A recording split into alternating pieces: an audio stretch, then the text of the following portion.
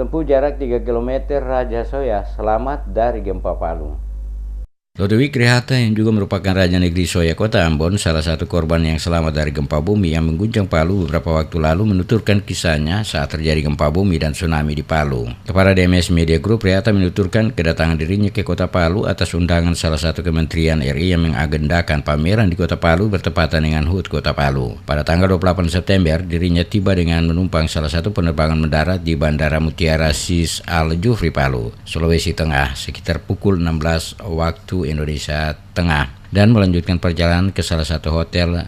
Tiba sekitar pukul 16.30 waktu Indonesia Tengah dan langsung melakukan check-in serta mengisi daftar undangan. Dikatakannya saat tiba ada pemberitahuan bahwa telah terjadi gempa, namun kekuatannya tidak terlalu kuat. Saat dirinya sementara makan di hotel dan melihat ke laut, ada sesuatu yang beda dirasakan oleh dirinya, dan hal tersebut disampaikan kepada rekannya yang juga bersama dirinya saat makan di hotel. Tak lama berselang, gempa susulan terjadi dengan kekuatan yang besar hingga bangunan hotel sebagian ambruk, sehingga dirinya bersama beberapa warga yang berada di hotel langsung berlari keluar dan mencari tempat yang aman. Kurang lebih jarak ditempuh 3 km untuk menyelamatkan diri dari tsunami, dikarenakan posisi hotel tempat menginap berdekatan langsung dengan laut yang merupakan jalur terjadinya tsunami.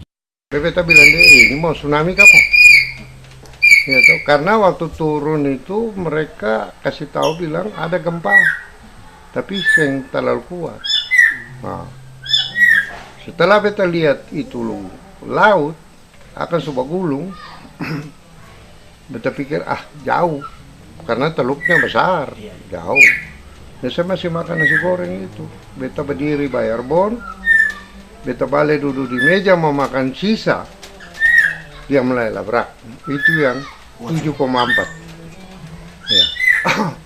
Jadi dia banting dulu, baru dia horizontal, baru vertikal.